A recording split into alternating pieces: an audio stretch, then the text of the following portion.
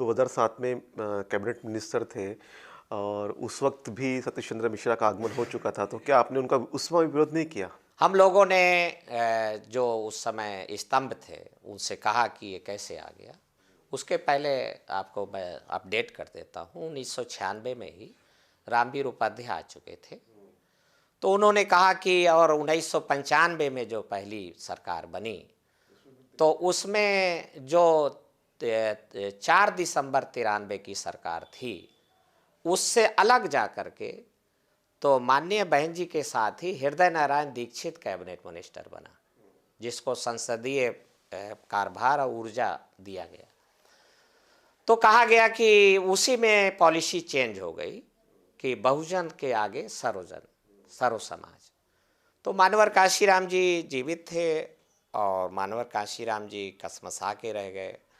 और इस बारे में भी मैं कहना चाहता हूं कि खोज की ज़रूरत है कि वो कौन से कारण हैं कि मानवर काशीराम जी ने, तो उन कारण है उस पर, हम उस कारण के ये फोरम नहीं है बात करने का, हम करेंगे उस पर बात। तो उसके बाद जब सतीश चंद्र मिश्रा आया तो हमें बताया गया कि वो भारतीय जनता पार्टी के कोटे से एडवोकेट जनरल आया है। 3 मई 2002 को जो सरकार गठित हुई, बनाई गई, तो 3 मई 2002 की सरकार में एडवोकेट जनरल वो बनाया गया। पर जब 25 अगस्त 2003 को सरकार से समर्थन वापस लेकर के और भंग हो गई सरकार, माननीय मुख्यमंत्री ने इस्तीफा दे दिया, तो ये भाजपा में जाने की बजाय इस तरफ आ गया। तो हम जैसे लोगों ने पूछा कि ये इधर कैसे, तो उन्होंने कहा कि नहीं, ताज कॉरिडोर का मामला है, आय से अधिक संपत्ति का मामला है, तो सीनियर लॉयर और सुप्रीम कोर्ट का लॉयर हमें ज़रूरत है, तो उसके लिए रखा गया है। 8 अक्टूबर 2003 को सीबीआई ने रेड किया हमारे दिल्ली सी फर्स्ट 11 हुमायूं रोड पे कार्यालय पर और फिर 13 माल एवेन्यू पर। तो 22 अक्टूबर 2003 को करीब 4000 कार्यकर्ताओं के बीच में काफ़ी प्लानिंग के साथ पहले एक दलित नेता को सम्मानित किया। हमारी आदरणीय बहन जी ने मंच पर उनको फूलों का, वो भी गुलाब के फूलों का माला पहनाया, इंद्रजीत सरोज को। फिर उसके बाद माननीय अयोध्या पाल को। तो ओबीसी और एससी करतल धनी से कार्यकर्ताओं ने स्वागत किया कि बहन जी तो आज बदली हुई नज़र आती हैं और खुद अपने सीनियर लीडर का सम्मान कर रही हैं, उनका ये जिता के ले आए हैं। पर ठीक 2 मिनट बाद पर्दा गिरा और सतीश चंद्र मिश्रा पीछे से प्रकट हुए। तो उन्होंने कहा कि आपकी बहन अगर आपके सामने है तो सतीश चंद्र मिश्रा के कारण है, अन्यथा मैं जेल में होती। तो कार्यकर्ता ने स्वीकार किया, हम जैसे लोगों ने भी स्वीकार किया 22 अक्टूबर 2003। और उन्होंने कहा मैं इसलिए इनको राष्ट्रीय महासचिव घोषित करती हूँ। तो ये वास्ता दे करके किया गया और कार्यकर्ता जो काडर था, काडर को चुप करा दिया गया। तो ये घटनाक्रम है और मैं फिर भी हमारे जो शोधकर्ता हैं और उनको ये इस पे खोज करनी चाहिए। मेरी अपनी जो समझ है तो उस पे तो मैं आपसे बात कर ही रहा हूँ। तो इस प्रकार से 2006 में मानवर काशीराम जी का देहांत हो गया। उनकी मदर ने, उनके भाई ने प्रोटेस्ट किया इसको लेकर के, पूरा भारत उसको जानता है। वो हाई कोर्ट तक गए। तो हाई कोर्ट, सुप्रीम कोर्ट में निश्चित रूप से परिवर्तनकारी लोग नहीं हैं, वो यथास्थितिवादी लोग हैं और वो निश्चित रूप से भारत की जो सामाजिक व्यवस्था है उसमें बदलाव नहीं चाहते हैं। क्योंकि संविधान का अनुच्छेद 38 वो इस स्पष्ट रूप से प्राविधानित करता है, जो कि नीति निर्देशक तत्व है, कि इसमें स्टेट एक सोशल ऑर्डर निर्मित करेगा। पर 75 सालों में स्टेट ने, यानी राज्य ने, संघ ने कोई भी सोशल ऑर्डर नहीं बनाया है। तो जो परंपरा से मिला हुआ सोशल ऑर्डर है वही चल रहा है। तो इस प्रकार से जो आपका सवाल है कि आप लोगों ने विरोध की, नहीं किया। हम लोगों ने गरिमापूर्ण तरीके से अपना ऑब्जेक्शन दर्ज कराया। हमें कहा गया दल के हित में जब 2005 में चीज़ें उन्होंने सीटें अलाट करना शुरू किया, तो जो यथास्थितिवादी लोग हैं उनको सीटें ज़्यादा अलाट होने लगी। तो तब भी ऑब्जेक्शन हुए, तो उन्होंने कहा आपको मुझे मुख्यमंत्री नहीं बनने देना चाहते हैं, सरकार नहीं बनने देना चाहते हैं। तो इस कारण से दल के हित में, आंदोलन के हित में, और हम लोग एक मसीहा खो चुके थे। नहीं, तो आप 2007 में आपने एक्सेप्ट किया कि ठीक है यथास्थितिवादी लोगों को भी टिकट दिया जाए। जी। तो आप ये मानते हैं कि 2007 में सरकार जो बनी उसमें उनका काफ़ी योगदान रहा? नहीं, उनका योगदान नहीं था। शोषणकारी ताकतें, यथास्थितिवादी ताकतों ने अव्वल तो मतदान का बाइकआउट किया। मैं स्पष्ट रूप से कहना चाहता हूँ कि 70% ब्राह्मण ने मतदान से विरत रहा। 30% ब्राह्मण पोलिंग बूथ तक गया, और उसमें से 10% ब्राह्मण ने भारतीय जनता पार्टी को वोट किया, वो यानी पड़े हुए वोटों का 1/3, और 1/3 जो है उसने बसपा को वोट किया, पड़े हुए वोटों का। और लेकिन उस समय सबसे ज़्यादा ब्राह्मण बसपा से चुन के आए थे। हाँ, इसलिए कि दलित पिछड़ों का जो दलित पिछड़ों को बहुत स्ट्रांग रूप से जो कि प्रखर था, बहुजन बना था, तो कोस अफरर जातियाँ, दुखी पीड़ित जातियाँ इकट्ठा हो गई थी। तो उन्होंने इस बात को इग्नोर कर दिया कि हमारा शेयर घट गया है। मानवर काशीराम जी ओबीसी को जिसकी जितनी संख्या भारी, उसकी उतनी हिस्सेदारी के आधार पर आधे से ज़्यादा सीटें देते थे। तो उनकी सीटें बहुत कम रह गई, 100 से भी नीचे आ गई। तो पर हटाना था, सत्ता बनानी थी।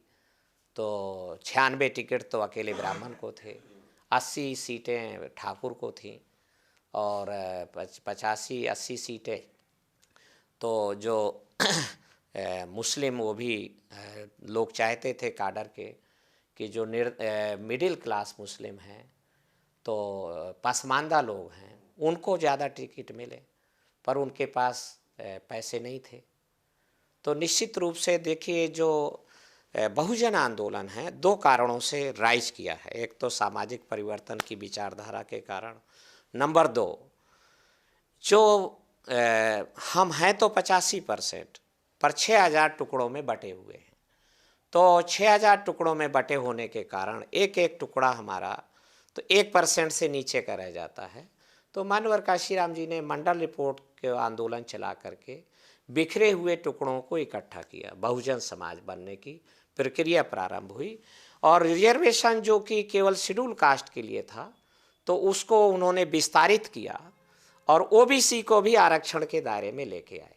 ये मानवर काशीराम जी की बड़ी रणनीतिक विजय थी, और उन्होंने, हम प्रत्यक्षदर्शी हैं, बीपी सिंह मंडल रिपोर्ट नहीं लागू कर रहे थे, तो 14 अप्रैल 90 से 31 मई 90 तक दिल्ली के बोट क्लब पर लाखों लोगों ने मानवर काशीराम जी के नेतृत्व में धरना दिया, और बीपी सिंह को मजबूर किया गया, और बीपी सिंह की कुर्सी को मेंबर पार्लियामेंट को द्वारा भी देवीलाल को हाथ पे लेकर के, और उन्होंने रणनीति जाल फैलाया कि बीपी सिंह को मजबूर किया कि अगर आप नहीं करेंगे तो आपकी सरकार गिरा देंगे, ताऊ हमारे, देवीलाल हमारे हाथ में।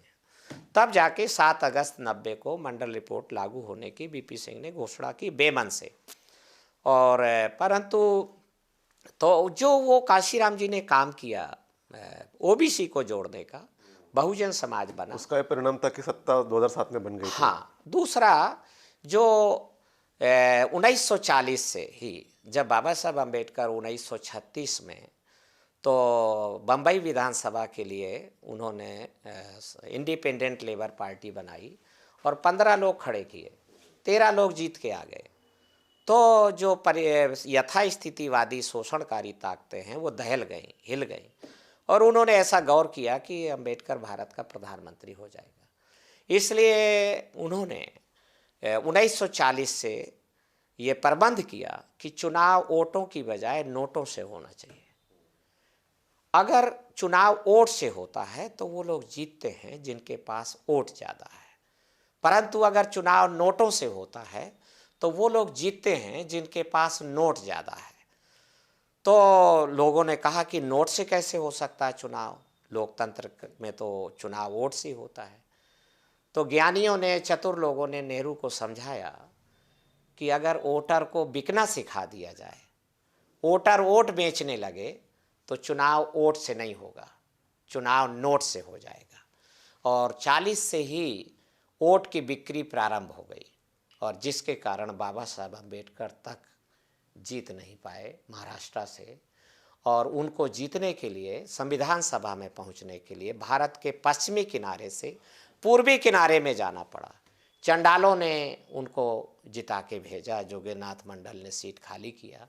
तो इस प्रकार से हम देखते हैं कि मानवर काशीराम जी ने इस डिसीज को, बिकवाली वोटों की, डायग्नोस्ट किया और इस चैलेंज को स्वीकार किया कि मुझे अगर बहुजनों को हुक्मरान बनाना है तो वोटों की बिकवाली बंद करानी होगी। तो उसके लिए उन्होंने एक थीम तैयार किया, एक फिलॉसफी तैयार किया, हमारे मोरल अथॉरिटी को बहुत ऊंचाई तक ले गए। उन्होंने एक दर्शन दिया कि वोट अनमोल है, बहन बेटी की इज्जत के समान है। जो वोट बेचे, समझो बहन बेटी की इज्जत बेचे। वोट और बेटी बेची नहीं जाती है, बल्कि इज्जतदार लायकवर आदमी को सौंपी जाती है। वोट बेचना बंद करो, और जो ना माने उसका बिरादरी में हुक्का पानी बंद करो। तो जब मॉरल अथॉरिटी हमारे समाज की हाई लेवल पर पहुंची, इज्जत के साथ कनेक्ट किया वोट की पावर को, तो समाज ने वोट बेचना बंद कर दिया। वोट बिकना बंद हुआ तो निर्धन लोगों का जीतना चालू हो गया और बसपा का जीतना चालू हो गया।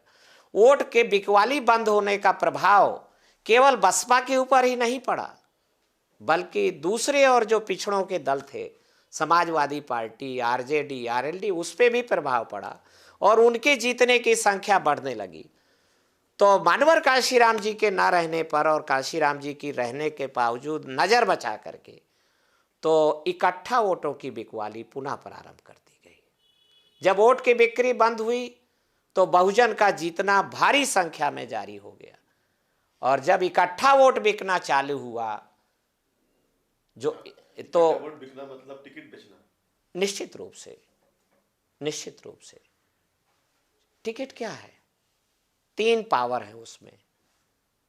ना बिकने वाला वोट को काशीराम जी ने, बिकाऊ वोट को ना बिकने वाला बनाया। नंबर 2, वोटर बिक रहा हुआ था, उसको इकट्ठा किया। वोटर सो रहा था तो जागृत किया। तो 3 क्वालिटीज डेवलप हो गई उसमें, जन समुदाय में। ना बिकने वाला समाज बन गया, बहुजन समाज बन गया, इकट्ठा हुआ समाज बन गया, और वो जो है टिकट बन गया। तो इस कारण से वो क्रेडिबिलिटी, सबसे बड़ी बात कि जो रिवोल्यूशनरी रेस है, जो ऑल इंडिया में लार्जेस्ट कास्ट है, उसको काशीराम जी ने ना बिकने वाला बनाया, उसकी क्रेडिबिलिटी बूस्ट किया। हमारी क्रेडिबिलिटी बिल्कुल लूज थी, हमारी साख नहीं थी। पर ये मानवर काशीराम जी को हम सैल्यूट करेंगे। एक बंधुआ मजदूर का बेटा भी जीत के आया, और मैं अकेले नहीं हूँ, सैकड़ों लोग हैं उत्तर भारत में, तो जीत के आए। तो हम क्रेडिबिलिटी के कारण हम ना बिकने वाला समुदाय बने। पुनः जब इकट्ठा वोट बिकने लगा तो हमारा जीतने का ग्राफ घटने लगा और 19 तक आया। और 2014 में हम 0 पर आउट हो गए।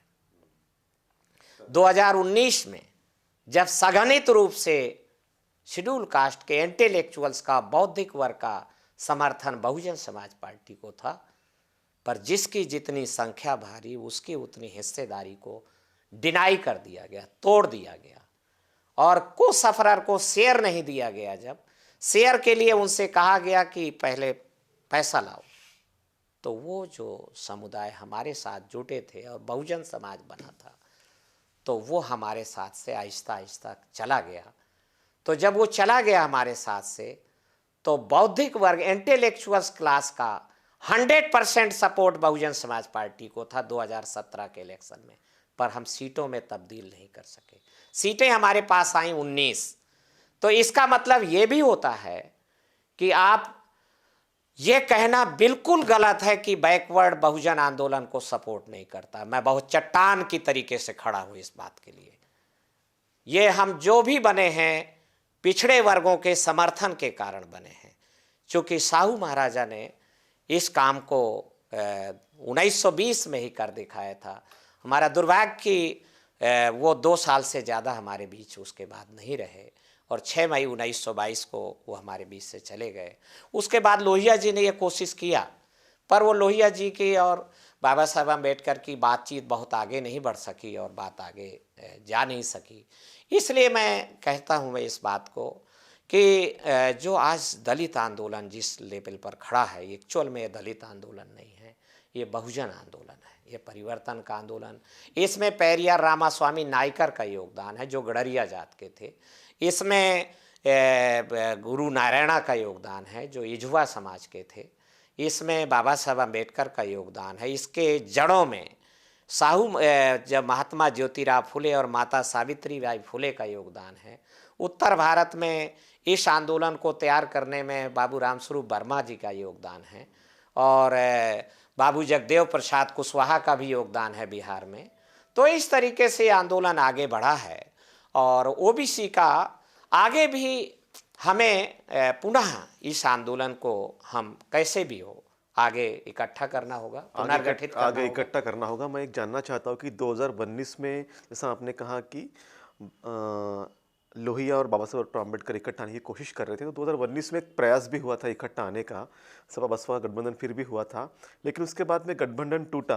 तो आपको क्या लगता केवल राजनीतिक तौर पे उस गठबंधन को किया गया था? निश्चित रूप से आप ठीक कह रहे हैं। मैं 2017 में मैंने बसपा में पुनः जब बहन मायावती ने हमसे 28 मार्च 17 को कहा कि अब मैं इसको पुनः संजोना चाहती हूँ, नेशनल स्टेटस को मेंटेन करना है, तो मध्य प्रदेश जीतना ज़रूरी है, तो आप आओ पार्टी में वापस। जबकि मुझे 28 जनवरी 15 को पार्टी से बाहर निकाल दिया गया। इसलिए नहीं कि हमने कोई दल विरोधी अनुशासनहीनता की थी, बल्कि इसलिए कि जो पार्टी को तोड़ने वाले लोग हैं उनके आँख की किरकिरी बन गए थे हम, और हमने कहा कि इकट्ठा वोट नहीं बेचा जाना चाहिए, हमारी बड़ी उपलब्धि है। तो उन्होंने निकाल दिया। पत्रकारों ने हमसे पूछा कि आप अब क्या करेंगे, तो मैंने उनसे यही कहा कि मैं किसी भी शोषणकारी पार्टी, शोषणकारी व्यक्ति, शक्ति के साथ जाकर अपने गुरु कांसीराम की सीख को और अपनी माँ की दूध को शर्मिंदा नहीं करूँगा। मैं बहुजन बनाएंगे, तोड़े हुए लोगों को जोड़ने की कोशिश करेंगे, सामाजिक परिवर्तन, आर्थिक मुक्ति आंदोलन को पुनर्गठित करेंगे और हम उस कोशिश में लगे रहे। जहाँ भी हमें संभावनाएं नज़र आई, हमें मेश्राम के साथ संभावनाएं उसने हमसे कमिट किया, हम गए वहाँ पर और मैं ऑल इंडिया का हाईएस्ट वोट गेनर हूँ बहुजन मुक्ति पार्टी का।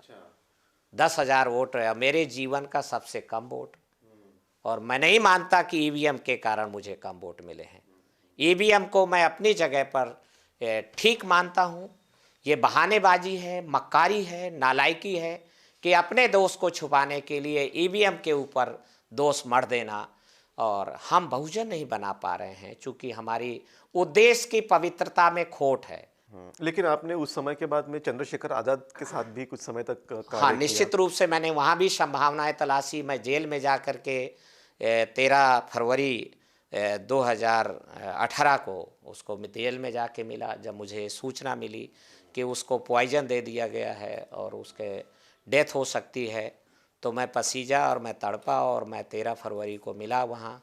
फिर मैं 14 मार्च को जेल में सहारनपुर की फिर मिला उससे, और मिल कर के हमने उससे इस आंदोलन के बारे में बात किया। चूँकि हमें नज़र आ रहा था कि यूथ में उसका प्रभाव है, तो यूथ को अगर प्रशिक्षित कर दिया जाए और ट्रेन कर दिया जाए तो बहुजन बनाया जा सकता है। चूँकि हम मेश्राम से निराश हो चुके थे, हम वो चैप्टर क्लोज हो चुका था। चूँकि मेश्राम ने हमसे वादा किया था कि हम कांशीराम जी को भी अपने आदर्श पुरुषों में स्वीकार करते हैं और हम इस पूरी प्लानिंग को आगे बढ़ाएंगे। हमने माननीय सुरेश माने के साथ भी हमने 15 नवंबर 2015 को नागपुर में ही खड़े होकर कहा। उसमें दाऊराम रत्नाकर भी हमारे साथ थे और हमारे साथ बी गोपालन भी थे और AR अकेला भी थे। तो हमने कहा कि लीड आप करो माने सर, आप हमारे सबसे ज़्यादा बुद्धिजीवी हैं, राइट, और हम आप कुछ नहीं, बस मूव करते रहो, एक एक ज़िले में जाते रहो, हम बनाएंगे और आपकी सभाएं कराएंगे। तो उन्होंने कहा नहीं नहीं, आप अपनी अपनी संगठन को मजबूत करिए और फिर हम आगे किसी मोड़ पर मिलेंगे। तो वो फिर बात आगे हो नहीं सकी, तो इसलिए संभावनाएं हमने सब तलाशी। हम इसलिए हम गए और मैं भीम आर्मी का राष्ट्रीय प्रवक्ता भी रहा। 15 मार्च 2019 को हमने जंतर मंतर पे बड़ी सभा कराई, बड़ी रैली कराई। तो ये कोशिश थी कि हम न्यू लीडरशिप डेवलप कर सकें, पर लिसनिंग, रीडिंग और लर्निंग तीनों के अभाव के कारण तो चंद्रशेखर और ख़ास करके इकट्ठा वोटों की बिकवाली के खिलाफ नहीं है वो। तो बुलंदशहर का चुनाव उसका उदाहरण है। तो इसलिए हम और मेरा दृढ़ता के साथ मानना है कि इकट्ठा वोट अगर बिकेगा तो ये फुटकर वोटों की बिक्री के ही समान है, बल्कि उससे ज़्यादा खतरनाक है। तो इसलिए निर्धनों को अगर अपने आंदोलन को आगे बढ़ाना है तो इकट्ठा हुए वोटों की बिकवाली, नेता की बिकवाली को रोकना होगा। तो इसलिए हम लोग चाहते हैं कि यह आंदोलन नए सिरे से पुनर्गठित हो, दलित, पिछड़े, आदिवासी और मुस्लिम एकता बने आगे। जी, आप चाहते हैं कि आंदोलन फिर से पुनर्गठित हो, लेकिन हमने जैसे देखा है कि आपका सामाजिक परिवर्तन मिशन नाम का एक सामाजिक संगठन भी है और वर्तमान में आपने जो है कि 2022 का चुनाव विधानसभा का होना है और उसमें आपने समाजवादी पार्टी को समर्थन देने का ऐलान किया है। तो क्या लगता है कि इससे आपके मिशन का क्या फ़ायदा होगा या फिर क्या सफलता हासिल होगी? और ये सोच क्यों आई आपके मन में कि इस तरह से करना चाहिए अभी? लगातार हम उत्तर प्रदेश के बुद्धिजीवी वर्ग के संपर्क में हैं, बातचीत कर रहे थे और हमने एक बड़ा ज्वलंत मुद्दा पिछले 6-7 सालों से खोज के लाए कि सामाजिक परिवर्तन, आर्थिक मुक्ति आंदोलन को आगे बढ़ाया जाए। पर इसके लिए सबसे बड़ा जो गैर बराबरी वाली ताकतें हैं, उन्होंने अटैक कर दिया है हमारी शिक्षा के ऊपर। तो हमारी दोहरी शिक्षा लेके आ गए हैं और ख़ास करके उन्होंने बुनियादी शिक्षा पर हमला बोल दिया है। हमारी हायर एजुकेशन अभी सेफ दिखाई देती है, माध्यमिक शिक्षा भी लगता है अभी किसको खतरा नहीं है, पर नहीं, उस पे खतरा हो गया है। पर बुनियादी पे उन्होंने चोट पहुंचा दी है। तो अमीर का बच्चा अलग स्कूल में चला गया है, जवाहर नवोदय विद्यालय, केंद्रीय विद्यालय में, और वहाँ 25 लाख बच्चे पढ़ सकते हैं केवल। बाकी जो मास स्केल पे बच्चा है उसको कहा गया है कि तुम मिड डे मील खाओ, थाली बजाओ, घर जाओ, उसको मिड डे मील में उलझा दिया। तो इसलिए हमने कहा कि वन नेशन वन एजुकेशन, ये संविधान के अनुच्छेद 21 का, जो कि फंडामेंटल राइट है, जिसमें बाबा साहब अम्बेडकर कह रहे हैं कि दोहरी शिक्षा नहीं बल्कि 6 साल से 14 साल तक की उम्र के सभी बालकों को निःशुल्क, अनिवार्य और एक समान शिक्षा का प्रबंध सरकार करे। पर सरकार तो 2 तरीके के स्कूल चला रही है, ये बेवकूफ़ बनाने की है। तो हम लोगों ने इस पे किया, में व्यापक जन समर्थन मिला सामाजिक परिवर्तन मिशन को और लोकप्रिय हुआ ये मुद्दा। आज सभी लगभग दल बदलाव विरोधी ताकतों को छोड़ करके, यथास्थितिवादी ताकतों को छोड़ करके सब एक समान शिक्षा के मुद्दे पर सहमत होते नजर आते हैं।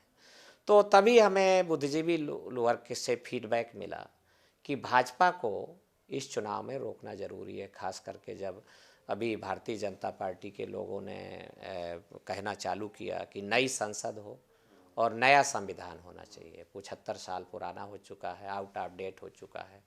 और हमने जब गौर किया कि अटल बिहारी वाजपेयी ने संविधान समीक्षा आयोग बनाया था, तो ऐसी सूरत पे जब माननीय अखिलेश यादव ने 26 नवंबर 2021 को लखनऊ में माननीय प्रकाश राव अम्बेडकर और उनकी उपस्थिति में, हालांकि हम नहीं थे उसमें, तो उन्होंने कहा कि हम समाजवादी लोग भारत के संविधान की रक्षा करेंगे।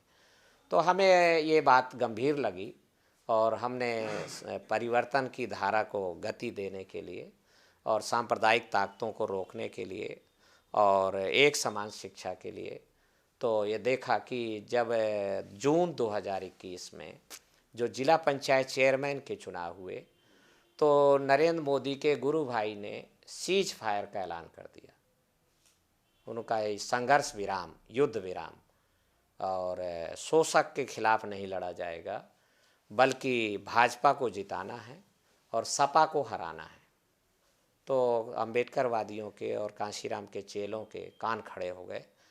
तो हमने कहा कि ये तो हम संघर्ष से ही आगे बढ़ते हैं, जो लड़ेगा वही जीतेगा, जो लड़ेगा ही नहीं वो नहीं जीतेगा। हमारे अनेक जिलों में जिला पंचायत सदस्य जीत के आए थे, तो उन्होंने कहा कि नहीं भाजपा को जिताइए, और बसपा के जिला पंचायत सदस्यों ने तो मजबूरी में भाजपा को ही वोट कर गए, कुछ जिलों में नहीं किया उन्होंने।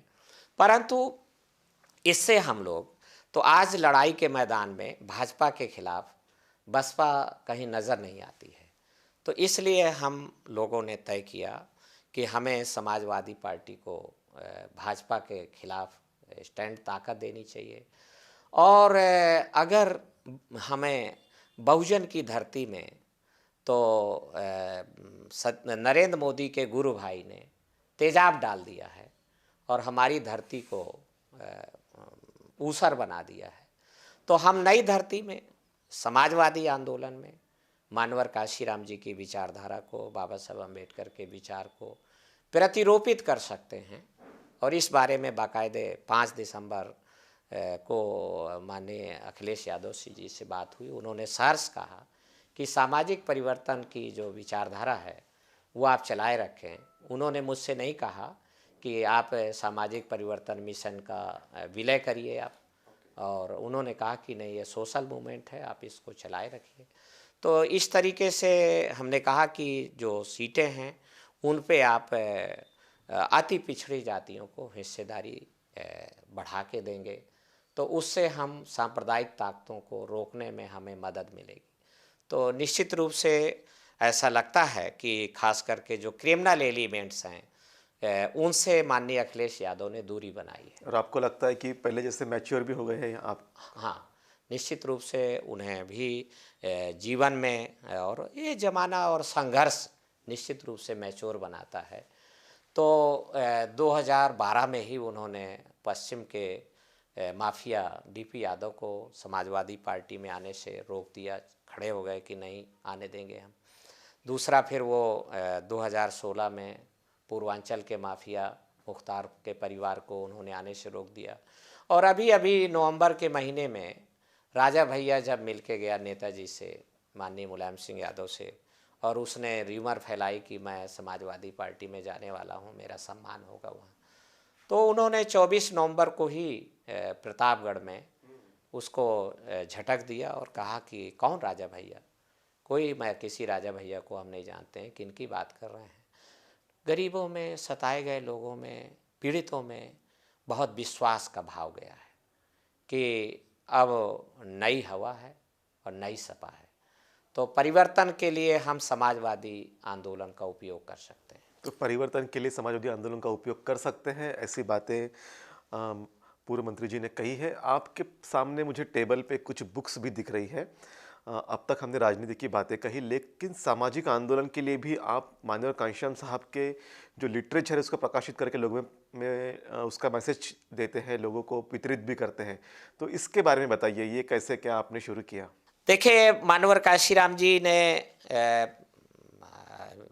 बाबा साहब अम्बेडकर के जनता और उसके पहले मूक नायक और उसके पहले प्रबुद्ध भारत से सीखा, और सीख करके उन्होंने पत्रकारिता को भी महत्वपूर्ण बहुजन आंदोलन का पार्ट बताया कि नहीं ये ज़रूरी है।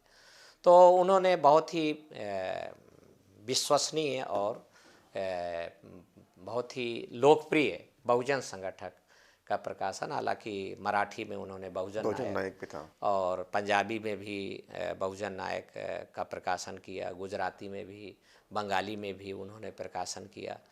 तो उससे उनकी जो आवाज़ है और इस देश में परिवर्तन की जो ललक है वो लगातार फैलती रही, और दूरस्थ गांव में भी वो लिटरेचर के माध्यम से पहुंचती रही।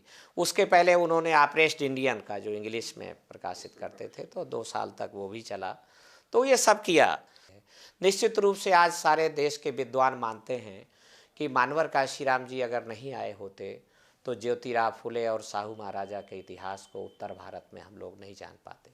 बाबा साहब अम्बेडकर को भी भुला देने की कोशिशें इस देश में हुई हैं। तो इसलिए हमें कान खड़े हो गए कि हमें जो है मानवर काशीराम जी का जो निर्धन लोग कैसे आगे बढ़ें, लोकतंत्र भारत में कैसे कामयाब हो, धन तंत्र से लोकतंत्र कैसे कामयाब हो। तो इस दिशा में मानवर काशीराम जी ने बहुत काम किया और मैं इलाहाबाद में इटावा में उनके साथ रहा हूँ। तो फिर हमने माननीय 16 मार्च 2008 को माननीय A.R. अकेला, जो उस समय तक 2 किताबें प्रकाशित कर चुके थे, मानवर काशीराम जी के साक्षात्कार, प्रेस के आईने में काशीराम, और मायावती के साक्षात्कार, वो प्रकाशित कर चुके थे। तो मुझे नज़र आया कि ये हमारे जो साथी हैं ये निष्ठावान हैं और लगनशील हैं, परिश्रमी हैं। मैं राजपाट के काम में लगा हुआ हूँ और मुझे और कोई आदमी नज़र नहीं आया। मैं खोजता रहा तो मैंने अकेला जी से बात किया 16 मार्च को। मैं भी डरा हुआ था कि ये पता नहीं गोपनीय बात को रखेंगे कि नहीं रखेंगे अपने तक।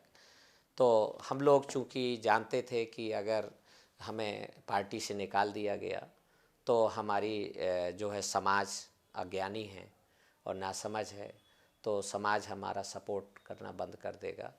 तो निश्चित रूप से उसको हम लोगों ने, तो इसलिए हमने बात किया, अकेला जी सहमत हो गए। हम लोगों ने बहुजन संगठक जो लोगों के घरों में पड़े हुए थे, मैं भी बहुजन संगठक बांटता था 86, 87, 88 में, 90, 91 तक मैं बांटता था बांदा में।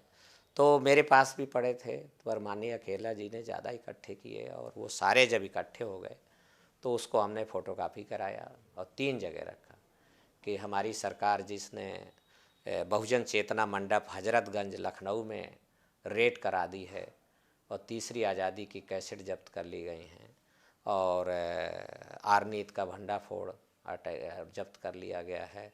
इंडिया अम्बेडकर टुडे जो पत्रिका है तो उसको बंद करा दिया गया है और उसके ऊपर उसके जो संपादक हैं उसके ऊपर केस भी दायर हुआ। साथ में सह अभियुक्त दद्दू प्रसाद और स्वयं प्रसाद मौर्य को बनाया गया। तो ये सारी जब चीज़ें पता चली तो हम चौकन्ना भी थे और इसलिए हम लोगों ने फिर ये, तो सबसे पहले हमने एक सिरे से लेके चले, 3 जगह फ़ोटोकॉपी रख के रख दिया कि एक जगह रेट पड़ेगी तो 2 जगह सेफ रहेंगे। अकेला जी भी इस बारे में थे कि मेरा घर तो किराए का है और कुछ भी हो सकता है, खास करके जो कुंदन लाल जी हैं आगरा के, तो उन्होंने हमें बताया कि हमारे घर में कुछ रखा था, जला दिया गया।